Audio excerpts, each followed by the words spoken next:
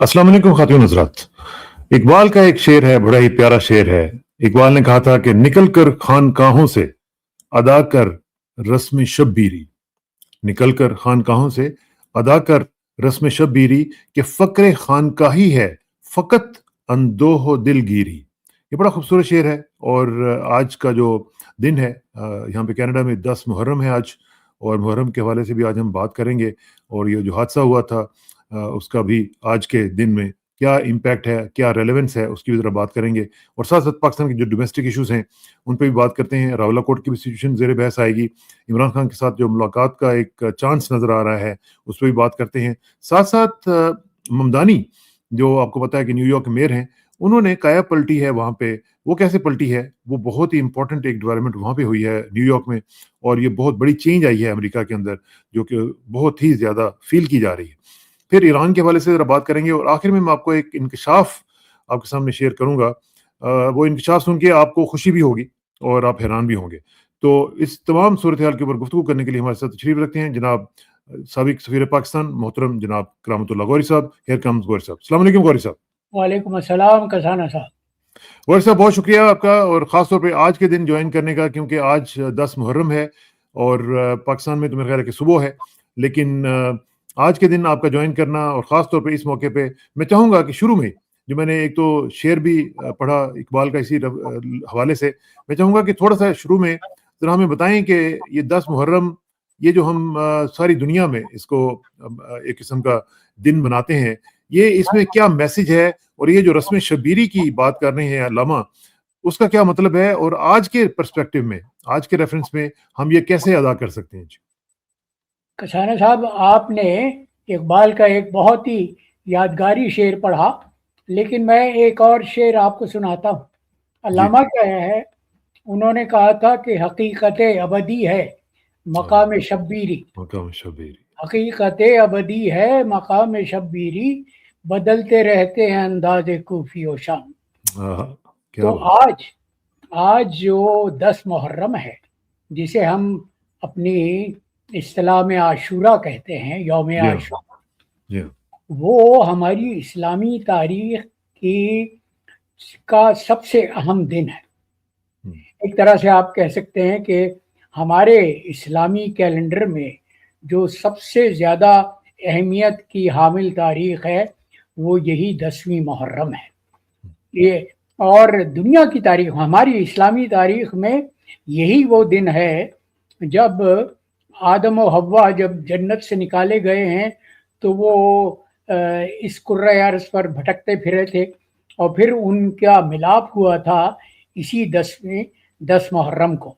हम्म, और नूह की कश्ती भी, जी जो हाँ, एक अरसे तक, कई हफ्तों तक पानी में तैरती रही थी, वो इसी तारीख को कोहे जूदी के मकाम पर, जो आज के तुर्की में है, जी हाँ। वो उस पे जाके रुकी थी। और हमारे हमारे दीन इस्लाम की जो सबसे बड़ी कुर्बानी है, जिसको ज़िब अज़ीम कहना चाहिए, इसलिए कि वो कुर्बानी का सिलसिला जो इब्राहीम, हज़रत इब्राहीम और उनके बेटे इस्माइल से शुरू हुआ था, वो वो पाए तकमील को पहुंची कुर्बानी करबला के मैदान में 10 मुहर्रम को, यौम आशूर को, जब हमारे आखिरी इस्लामी पैगंबर, हमारे रसूलुल्लाह के नवासे हम्म, ने असर आशूर सजदे में अपना सर कटाया, और उससे पहले अपने कुनबे के अफराद की, अपने अपने असहाब की जो कुर्बानियाँ पेश की, वो तो दुनिया की तारीख में अमर कोई है। मिसाल ही नहीं, कोई मिसाल ही नहीं मिलती उनकी। कि उसकी मिसाल नहीं मिलती। तो आज मैंने ये कता कहा था जो आपकी खिदमत में और अपने जी नाजरीन जी, की खिदमत में पेश करता हूँ, इरशाद कि इरशाद प्लीज। कुर्बानी की तारीख में लाफानी है आशूर, वाह, सुभान। कुर्बानी की तारीख में लाफानी है आशूर, शब्बीर को कुदरत ने किया इसलिए मामूर, वाह वाह शब्बीर को कुदरत ने किया इसलिए मामूर, दी बज गया नाना का यही था मकसूद, वाह। दी बज गया नाना का यही था मकसूद, शब्बीर थे کربل میں اسی جذبے سے مخمور، آہا، کیا شبیر بات، تھے کربل میں اسی جذبے سے جذبے سے مخمور، واہ، قربانی کی تاریخ میں لافانی ہے عاشق۔ تو ہم اللہ کیوں فانی، کہتے ہیں، ہاں، ہم کیوں کہتے ہیں کہ یہ تاریخ یوم عاشور ہماری تاریخ میں یادگار ہے؟ اس لیے کہ رسول اللہ کی آنکھ بند ہوئے ہوئے صرف 50 برس ہوئے تھے۔ ہاں، آپ کو یاد ہوگا جی ہاں، کہ کربلا کا سانحہ 61 ہجری کے محرم میں ہوا، ہاں، ہاں، اور رسول اللہ کی وفات ہوئی تھی 11 ہجری میں۔ 11 ہے، رسول اللہ نے اس دنیا سے دار فانی سے کوچ کیا۔ تو 50 سال کے اندر وہ نظام اخوت اور وہ نظام عدل و انصاف جو رسول لے کر آئے تھے اور جسے انہوں نے نافذ کیا تھا، وہ تمام تر بدل گیا تھا، اور تخت خلافت پر وہ شخص قابض ہو گیا تھا جو کسی طرح سے اس کا اہل نہیں تھا، اس منصب کا اہل نہیں تھا۔ تو یزید غاصب تھا، اور امام حسین کی جد و جہد، امام حسین کی عظیم قربانی اسی مقصد کے لیے تھی کہ وہ یہ نہیں چاہتے تھے کہ ان کے نانا نے جو نظام عدل و انصاف قائم کیا تھا، اور یہ میری رائے نہیں ہے، جی ہاں، بلکہ جی غیر مسلم اسکالروں کا کہنا یہ ہے، ان کا اجماع فکر اس امر پر ہے کہ اسلام کا جو سب سے نمایاں پہلو ہے وہ یہ ہے وہ کہ یہی ہے، عدل و انصاف پر مبنی معاشرے کا قیام۔ اور بے شک، میں اپنے ناظرین کو یاد دلاتا چلوں کہ رسول اللہ نے اپنی زندگی میں جو ایک ہی اور آخری حج کیا، اس حجۃ الوداع پر اپنے خطاب میں کیا کہا تھا؟ انہوں نے یہی فرمایا تھا کہ اسلامی امت میں نہ عربی کو عجمی پر فوقیت ہے، نہ کالے کو گورے پر فوقیت ہے، نہ طاقتور کو کمزور پر فوقیت ہے۔ اسلامی امت میں سب مسلمان برابر ہیں، اور مومن ایک دوسرے کے بھائی ہیں۔ بھائی ہیں، بے شک، ہاں، بے شک، تو یہ بات صحیح ہے، بالکل صحیح بات، اور یہی جو میسج ہے، یہ میرا خیال ہے کہ آج ہمیں دوبارہ سے اس کو زندہ کرنے کی ضرورت ہے۔ اور جو حالات اس وقت مسلم دنیا دیکھ رہی ہے، اور اس وقت پوری دنیا میں ہم دیکھتے ہیں کہ مسلمان جو ہیں وہ ریسیونگ اینڈز پہ ہیں، اور ان کا کوئی حال نہیں ہے، کوئی پوچھنے والا نہیں ہے۔ تو اس میں رسم شبیری جو اقبال کہہ رہے ہیں، جس کا آپ نے بھی تذکرہ کیا ہے، وہ اس کو ادا کرنے کی اب بہت ضرورت آ گئی ہے۔ اب بڑھتے ہیں ذرا تھوڑا سا یہ ہمارے جو ڈومیسٹک ایشوز ہیں۔ اس میں ایک اضافہ کرنا چاہوں گا جی پلیز۔ کہ آج دنیا میں 57 ممالک ایسے ہیں جن کو اسلامی ممالک کہا جاتا ہے، جی ہاں، لیکن کسی ایک ملک میں آپ مجھے وہ معاشرہ نہیں دکھا سکتے جو عدل و انصاف اور مساوات پر مبنی ہو۔ ہمارے اپنے وطن اول میں، ہمارے پاکستان میں، ہم آج دیکھتے ہیں کہ مسند اقتدار پر وہ لوگ قابض ہیں جو غاصب ہیں، ایک طرح سے جو عوام کے منتخب کردہ نہیں ہیں، جنہیں عوام کی اکثریت نے، پاکستانی جمہور کی اکثریت نے 8 فروری 2024 کو بآواز بلند مسترد کر دیا تھا، اور جس قائد کو انہوں نے اپنی قیادت کے لیے منتخب کیا تھا، وہ تو 3 سال سے جیل کی سلاخوں کے پیچھے بند، اور وہ لوگ اقتدار کی مسندوں پر قابض ہیں جو کسی طرح سے اس کے اہل نہیں ہیں، جو غاصب ہیں، جن کو عوام کی اکثریت نے مسترد کر دیا تھا، رد کر دیا تھا۔ تو یہ غاصبانہ قبضہ، افسوس کی بات یہ ہے کہ اس ملک میں قائم ہے، جاری و ساری ہے، جسے اللہ کے نام پر بنایا گیا تھا۔ ہم یہی کہتے ہیں نا کہ ہمارا پاکستان جو ہے وہ مملکت خدا داد ہے، اور ہم اپنے آئین کے منشور میں یہ کہہ رہے ہیں کہ پاکستان پر حاکمیت اللہ کی ہے، اور پاکستان کے عوام اللہ کی اس حاکمیت کو ایک امانت کے طور پر ادا کر رہے ہیں. تو بے ہم شک تو بے شک. اپنے اعمال اور سیاہ کرتوت کی بنیاد پر اس امانت میں خیانت کے مرتکب ہوئے ہیں. یہ صحیح بات ہے صحیح بات ہے. یہ میں صورتحال جو ہے پاکستان میں جو راولا کوٹ کی سچویشن گوری صاحب ہو رہی ہے, آپ دیکھ رہے ہیں کہ اس میں بھی مسائل جو ہیں وہ بڑھتے چلے جا رہے ہیں اور کوئی لیٹ اپ نہیں آ رہا ہے. اور اب تو سنا ہے کہ کہا جا رہا ہے کہ ان کے اوپر سختی کی جائے گی اور بہت زیادہ سختی کی جائے گی. تو اس حوالے سے بھی تو آپ کچھ کہیں کہ کیا یہ جو صورتحال ہے ان یہ کیا پر ہے؟ سختی تو کسانہ صاحب اس طرح سے کی جا رہی ہے کہ پاکستان کے نشریاتی ادارے تو ظاہر ہے کہ محکوم ہیں. وہ لب نہیں ہلا سکتے, وہ کچھ نہیں لکھ سکتے جو پاکستان کے طالع آزماؤں کے لیے قابل قبول نہ ہو. لیکن بین الاقوامی ادارے, نشریاتی ادارے, وہ یہ کہہ رہے ہیں کہ راولا کوٹ میں نہ غذا جانے دی جا رہی ہے نہ دوائیاں جانے دی جا رہی ہیں. پانی یہ بند نہیں کر سکتے اس لیے کہ پانی تو وہاں سے کشمیر سے آتا ہے پاکستان میں.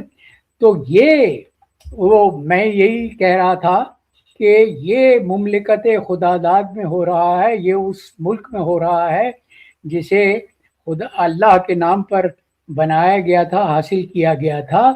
اور اس ملک میں وہ حرکتیں ہو رہی ہیں جو یزیدی حرکتیں کہلائی جا سکتی ہیں, اس لیے کہ یزید نے کربلا میں کیا کیا تھا کہ کھانا پینا بند کر دیا, پانی بند کر دیا. رسول پر 7 محرم سے پانی بند کر دیا تھا. تو یہ انتہا ہو گئی ہے زیادتی کی جو ہم اپنے زیر انتظام آزاد کشمیر میں کر رہے ہیں. وہ تو تمام تر ان اصولوں کے منافی ہے جن پر ہمارا آئین عمل کرنے کو کہتا ہے. اور ہم اب کس منہ سے یہ کہہ سکتے ہیں کہ ہم کشمیریوں کے حقوق انسانی کے علمبردار اور ان کے مدعی اور وکیل ہیں. اس میں صاحب اس میں ایک اور بڑی امپورٹنٹ چیز ایڈ کر لیں, وہ یہ ہے کہ پاکستان اور بھارت کے درمیان کچھ جو خبریں آ رہی ہیں, جو اندر سے خبریں نکل رہی ہیں, ایک بیک ڈور جو ہے جو ٹریک 2 ڈپلومیسی ہے وہ ہوئی بھی ہے شروع. اور اس میں 6 اس کے سیشنز جو ہیں وہ مختلف جگہوں پہ ہو چکے ہیں, بلکہ اس جون میں کہا جا رہا ہے کہ صرف جون میں ہی 2 ملاقاتیں ہو چکی ہوئی ہیں, ایک سنگاپور میں اور ایک سری لنکا میں, نہیں ایک تھائی لینڈ میں اور ایک سری لنکا میں. اب یہ جو صورتحال ہے اس میں غور صاحب بڑی امپورٹنٹ چیز یہ ہے کہ جو جن موضوعات کے اوپر گفتگو ہو رہی ہے ان میں کشمیر بالکل نہیں ہے. آپ ذرا امیجن کریں کہ 2 ممالک کے درمیان ٹریک 2 ڈپلومیسی ہو رہی ہے جن میں کشمیر کا ایشو جو ہے وہ ہے ہی نہیں. اور ایشو کیا ہے کہ کانفلکٹ مینجمنٹ کیسے ہوگی, کرائسس کمیونیکیشن کیسے ہوگی, ٹیررزم کے اوپر بات ہوگی اور پانی کے اوپر بات ہوگی. کشمیر کا بیچ میں ذکر ہی نہیں ہے. تو یہ تو ایک بہت بڑا ہم بیک ٹریک نہیں کر رہے ہیں جی کسانہ صاحب؟ یہ ایک طرح سے آپ کہہ سکتے ہیں کہ اعتراف حقیقت ہے. دیکھیے وہ جو کہاوت ہے کہ جو میدان آپ جنگ کے میدان میں نہیں جیت سکتے, جو مقصد آپ جنگ کے میدان میں حاصل نہیں کر سکتے, اسے مذاکرات کی میز پر حاصل کرنا ناممکن ہے. تو ایک طرح سے تو یہ حقیقت کو تسلیم کرنے والی بات ہے کہ ظاہر ہے کہ اب ہم وہ جو بھارتی مقبوضہ کشمیر ہے وہ بھارتی چنگل سے آزاد نہیں کر پا سکتے, اس لیے کہ ہم نے اپنے جو زیر انتظام آزاد کشمیر ہے اس میں کیا حرکتیں کر رہے ہیں ہم کس طرح سے اب کیا منہ رہ جاتا ہے ہمارا یہ کہنے کے لیے کہ ہم کشمیریوں کے حقوق انسانی کے علمبردار اور مدعی اور وکیل ہیں. تو کیا یہ اس وجہ سے تو نہیں ہو رہا ہے کہ جیسے کچھ لوگوں کا خیال ہے کہ اندیشہ ہے بلکہ کہ پاکستان بھی یہ چاہتا ہے کہ جی جو کچھ ہے جن کے پاس ہے اسٹیٹس کو اس کو تسلیم کر لیا جائے کہ جی یہ حقیقت ہے فیتا کمپلی کے طور پر کہ جی مقبوضہ کشمیر ان کے پاس چلا جائے, آزاد کشمیر ہمارے پاس چلا جائے, آزاد کشمیر کو ہم اپنا صوبہ بنا لیں اور پھر کوئی کانٹیسٹ جو ہے کرنے والی بات ہی نہ رہے, کوئی تنازع ہی نہ باقی رہے, اور معاملات جو ہیں وہ اسی طرح چلتے رہیں جس طرح کے چل رہے ہیں, اور اس کو تھوڑی سی ایک فارمل شکل دے دی جائے. یہ تو اب پھر ہم اپنا مقدمہ بالکل ہر بیٹھیں گے یو این کے اندر بھی, آپ ساری زندگی لڑتے رہے ہیں یہ مقدمہ جو ہے, اب کیا ہوگا؟ ہاں جی, تو وہ مقدمہ لڑ رہے ہیں, لیکن عدالت میں ہم بجائے مدعی کے وکیل کے تو وہ تو دشمن کے وکیل کے کا کام کر رہے ہیں. ٹھیک ہے نا, ہم کیا میں پھر اپنے آپ کو دہراتا ہوں کہ کیا منہ رہ جاتا ہے ہمارا یہ کہنا کہ ہم کشمیریوں کو بھارت کے چنگل سے نجات دلوانا چاہتے ہیں, اس لیے کہ بھارت سرکار نے, مودی سرکار نے تو کشمیر کی جداگانہ حیثیت کو ختم کر دیا اور اس کو انڈین یونین میں ضم کر لیا, اور بالکل ہم یہ تانے دیتے رہے ہیں بھارتی سرکار کو کہ وہ ظلم و ستم کر رہی ہے کشمیر کے عوام پر, لیکن اس نے تو کشمیری عوام پر کھانا پانی اور دوائیاں کبھی بند نہیں کی. تو ہم جو حرکتیں کر رہے ہیں وہ تو انتہائی مایوب ہیں, انتہائی اس قسم کی ہیں جو ہمارے تمام مقدمے کی روح کے منافی ہے. اچھا جی, ذرا عمران خان صاحب کے ساتھ ملاقات کا ایک نیا ایک شوشہ چھوڑا گیا ہے. وہ کہا جا رہا ہے کہ بیرسٹر سیف جو ہیں, آپ کو معلوم ہے کہ پہلے وہ کے پی کے حکومت میں ہوتے تھے, پھر ان کو فارغ کر دیا گیا. اب سنیں کہ ان کو میسج دیا گیا ہے کہ جی آپ سے ملاقات کرنا چاہتے ہیں عمران خان صاحب اور بشرا بی بی صاحبہ. اب یہ کیا صورتحال چل رہی ہے؟ کوئی نیا ڈول ڈالا جا رہا ہے یا کوئی نئی ایک پلاننگ کی جا رہی ہے؟ کیونکہ عمران خان تو ماننے کو نہیں دے رہے ہیں. اب کیا صورتحال ہے جی اس حوالے سے؟ عمران خان سے توقع رکھنا کسانہ صاحب کہ وہ کسی طرح کی بھی اس طرح کی ڈیل کرنے کو تیار ہوں گے جس طرح کے ہمارے طالع آزما ڈیل کرنے کے عادی رہے ہیں, وہ ناممکنات میں سے ہے. تو اب مجھے یہ لگتا ہے کہ طالع آزماؤں کو, وہ جو اپنے آپ کو پاکستان کا مالک و مختار سمجھتے ہیں, اور 70 برس سے ان کے عمل سے یہی ثابت ہو رہا ہے کہ وہ پاکستان کو اپنی وراثت, اپنی جاگیر سمجھتے ہیں. وہ موجودہ سیاسی کٹ پتلیوں کو, جنہیں وہ 3 سال سے نچاتے آ رہے ہیں پاکستان میں, وہ مایوس سنا ہے کہ ان سے بھی بور ہوتے جا رہے ہیں, ان سے بھی کافی تنگ آ چکے ہوئے ہیں. اب سنا ہے کہ ان کے بھی جانے کا شاید وقت ٹھہر چکا ہے. جی, لیکن ان کی جگہ جو نئی ٹیم لانا چاہتے ہیں وہ کیا ہوگی, اس کی صورت کیا ہوگی؟ مجھے کس طرح کی ہوگی؟ آثار و شواہد تو یہ کہہ رہے ہیں کہ شہباز شریف کی جگہ محسن نقوی کو وزیر اعظم بنایا جائے گا. اور یہ محسن نقوی کی کیا حیثیت ہے کوئی نہیں جانتا. پاکستان کے 90% عوام یہ نہیں جانتے کہ یہ محسن نقوی کہاں سے آیا ہے, کس کی پیداوار ہے, اس کا کیا پس منظر ہے, یہ کیا ایجنڈا لے کے آیا ہے. اچھا جی, اب ذرا تھوڑا سا نیو یارک بھی ذرا چلتے ہیں. نیو یارک کا میں نے بتایا کہ ممدانی صاحب جو ہیں انہوں نے کایا پلٹی ہے وہاں پہ, جو ایک سٹیٹس کو کی پالیٹکس چل رہی تھی, اور خاص طور پہ آپ کو پتا ہے نیو یارک جو ہے سارا جیوش سٹی ہے, اور جن ڈسٹرکٹس میں یہ ہوا ہے اس میں سے ایک جو ڈسٹرکٹ ہے وہ تو تقریباً 95% جیوش ہے. تو اس میں انہوں نے اپنے جو انڈورس کیے ہوئے کینڈیڈیٹس تھے ان کے سارے وہ کامیاب ہو گئے ہیں.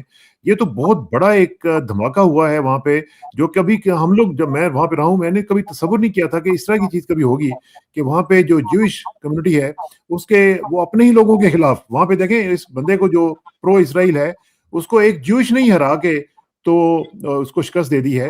یہ جو ایک بہت بڑا ایک فیکٹر وہاں پہ ممدانی فیکٹر آیا ہے, یہ کتنا بڑا فیکٹر ہے جی؟ بہت بڑا فیکٹر ہے کسانہ صاحب. میں بھی آپ کی طرح نیو یارک میں رہ چکا ہوں, بلکہ میں نے اپنی سفارتی زندگی کا آغاز نیو یارک سے کیا تھا. اور میں بھی جانتا ہوں آپ کی طرح سے کہ بروکلن, جس میں خاص طور پہ ممدانی نے تہلکہ مچا دیا ہے, وہ ایک طرح سے کہا جاتا ہے کہ یہودیوں کا گڑھ ہے. اس لیے کہ دنیا میں سب سے زیادہ کانسنٹریشن یہودی آبادی کی اگر کسی جگہ ہے تو بروکلن میں ہے, نیو یارک میں. یہ وہ خاتون ہے جس نے ہرایا ہے اس بندے کو, اور یہ وہاں پہ کوئی لوگ اس کو تصور نہیں کر سکتے تھے کہ یہ جیت جائیں گی. جی، اور اس سے اندازہ ہوتا ہے کہ ممدانی نے، دیکھیے ممدانی نوجوان ہے تو، اور امریکہ کی سیاست پر قبضہ ہے ان ادھیڑ عمر کے لوگوں کا، ان سیاستدانوں کا جو اپنی زندگی کا بہترین حصہ گزار چکے ہیں. تو ممدانی کی تحریک، مجھے یہ لگتا ہے کہ ایک طرف تو وہ ڈیموکریٹک پارٹی کا رخ بدلنا چاہتے ہیں. دیکھیے نا، ڈیموکریٹک پارٹی تو وہ پارٹی ہے جو اسرائیل کی سب سے بڑی وفادار بھی ہے اور سب سے بڑی ایک طرح سے آپ پشت پناہی کرنے والی پارٹی کہہ سکتے ہیں. تو ایسی پارٹی میں جس پر جمود ایک عرصے سے طاری ہے، ممدانی نے اپنی تحریک سے، اپنی نوجوان قیادت سے، اپنی رہنمائی سے اور اپنے جوش اور ولولے سے ایک نئی روح پھونک دی ہے. اور ڈیموکریٹس اب وہ جو سینئر سیاستداں ہیں، اور دیکھیے وہ سینٹ میں، امریکہ کی سینٹ میں ڈیموکریٹک پارٹی کا لیڈر کون ہے؟ چک شومر ہے، وہ بھی نیو یارکر ہے، جس کا نیو یارک سے تعلق ہے. تو ممدانی نے تو ایک طرح سے آپ کہہ سکتے ہیں کہ وہ زلزلے جیسی کیفیت پیدا کر دی ہے ڈیموکریٹک پارٹی کی صفوں میں، اور وہ سینئر سیاستداں حیران ہیں کہ اس تحریک کو کس طرح سے روکیں اور کس طرح سے اس کا جواب فراہم کریں. ایبسلیوٹلی یہ بہت ہی امپورٹنٹ آپ نے بات کی ہے. اب آخر میں تھوڑا سا وہ انکشاف کی میں آپ کو بات سناتا ہوں. وہ انکشاف یہ ہے کہ یہاں پہ آپ کو یاد ہے کہ 2-3 دن پہلے بھی اس کے اوپر ہم نے بات کی تھی اور مختلف چینلز نے پھر اس کے بعد بات کی. یہ جو فیلڈ مارشل صاحب کے اوپر قاتلانہ حملہ مبینہ طور پر کہا گیا تھا کہ ہو سکتا تھا، اس کے پیپے ایسکوبار جو کہ ایک برازیلین جرنلسٹ ہیں، انہوں نے اس کے بارے میں انکشاف کیا تھا. آج پھر انہوں نے ایک بڑا زبردست انکشاف کیا. میں پہلے آپ کو سناتا ہوں، پھر میں آپ سے پوچھتا ہوں کہ وہ کیا کہہ رہے ہیں اور کیوں کہہ رہے ہیں، اس کی امپورٹنس کیا ہے. یہ ذرا سنیے گا. Being quite cryptic, but essentially, Pakistan led Iran to finally find a way to counteract the artificial intelligence generated killing of their top leadership. I'm sure many of you will draw your own conclusions just based on this sentence. And the repercussions are immense. Yes, this is linked to Chinese technological breakthroughs. Yes, this is linked to Pakistani technological breakthroughs, that something that they have at least for the past 2 years in a technological center based in Islamabad. And this was transferred to the Iranian leadership immediately after the assassination of Ali Larijani, which at the time, he was the Secretary General of the Supreme National Security Council of Iran, but he was the top de facto authority in Iran at the time, apart from leader Mojtaba Khamenei, who was still recovering from the serious wounds that he received on February 28th. So one thing that you can see, and you can look at the record, and you can confront that everywhere, immediately after the assassination of Ali Larijani, the targeted assassinations against the Iranian leadership simply vanished. اب یہ کہہ رہے ہیں کہ جو علی Larijani صاحب کا جب قتل ہوا تھا، اس کے بعد پھر کوئی قتل مزید نہیں ہوا، کیونکہ پاکستان نے ایران کو وہ ٹیکنالوجی دے دی کہ جس کے ذریعے جو ایران کے اوپر اٹیک ہو رہے تھے، جو اے آئی یعنی آرٹیفیشل انٹیلیجنس جنریٹڈ، جو وہاں پہ آپ کو پتا ہے کہ جو اٹیکس ہونے شروع ہو گئے تھے، وہ آپ کو پتا ہے یہ جو نئی ٹیکنالوجی آئی ہے اس کو بڑا انہوں نے برے طریقے سے استعمال کیا. اسی طرح انہوں نے المراب وہ جو اسکول تھا وہ بھی اس میں اس کو انہوں نے یوز کیا تھا. علی لاریجانی کے بعد یہ پھر ختم ہو گیا. جب پاکستان نے ان کو ٹیکنالوجی دی تو یہ سلسلہ ختم ہو گیا. یہ کتنا بڑا انکشاف ہے اور کتنا پاکستان کا اس میں رول ہے. میں سمجھتا ہوں کہ یہ تو ایک بہت بڑی بات ہے. اگر یہ سچ ہے جو کہ یہ پیپے ایسکوبار کر رہے ہیں تو پھر تو یہ بہت بڑی ایک ڈیولپمنٹ ہے. بہت بڑی پیش رفت ہے، بہت انتہائی اہم پیش رفت ہے. کسانہ صاحب، آپ کو یاد ہوگا کہ نیتن یاہو نے، اسرائیل کے صہیونی وزیر اعظم نیتن یاہو جسے سوشل میڈیا پر شیطن یاہو کہا جاتا ہے، اس نے بھی الزام لگایا تھا پاکستان پر کہ پاکستان میں اے آئی کی مدد سے وہ خبریں بنائی جاتی ہیں، وہ خبریں وضع کی جاتی ہیں جن سے یہ ظاہر ہو سکے کہ اسرائیل جو کچھ کر رہا ہے وہ امریکہ کی مدد سے کر رہا ہے، امریکہ کی حمایت سے کر رہا ہے۔ ظاہر ہے کہ یہ تو وہ بین روشن حقیقت ہے جو دنیا جانتی ہے، لیکن نیتن یاہو نے پاکستان پر الزام لگایا تھا، اور پاکستان کو یہ اعزاز ایک طرح سے جاتا ہے کہ اس نے اس ٹیکنالوجی کو ایران کے ساتھ شیئر کیا جو اصل میں چائنیز نے پاکستان کو دی تھی، اور چائنا کا جو خاموش کردار ہے کسانہ صاحب، اس کی تعریف، اس کی داد دینا چاہیے کہ چائنا کھل کر، دیکھیے چائنا کسی دفاعی تنظیم میں شامل نہیں ہے، کسی دفاعی معاہدے میں شریک نہیں ہے، لیکن وہ در پردہ ایسے اقدامات کر رہا ہے جو حق کی پاسبانی اور حمایت کہی جا سکتی ہے۔ اس پر مجھے ایک شعر یاد آ رہا ہے کہ جرم آدم پر فرشتہ مفت میں بدنام ہے، وہ ہنسی روکے ہوئے بیٹھا ہے جس کا کام ہے۔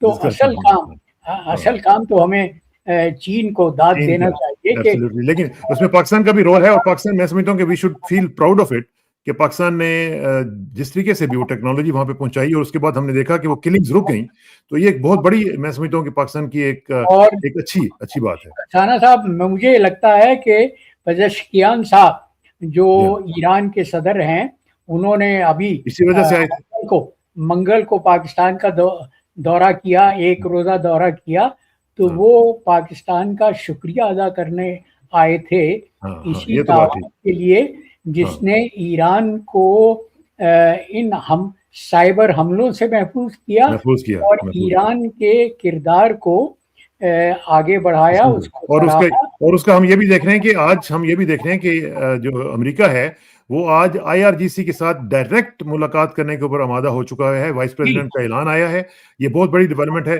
اس کے اوپر بھی انشاءاللہ آپ کا تجزیہ لیں گے غور صاحب، یہ ایسی چیزیں ہیں جن کے اوپر آپ کا تجزیہ جو ہے بہت ہی امپورٹنس رکھتا ہے۔ تو انشاءاللہ آج چونکہ محرم ہے، اس پہ ہم یہاں پہ آج پروگرام کو ختم کرتے ہیں، آپ کی بھی مصروفیات ہیں، تو انشاءاللہ پھر ملاقات ہوگی۔ Thank you very much and see you soon جی۔ السلام علیکم۔ انشاءاللہ۔ السلام علیکم۔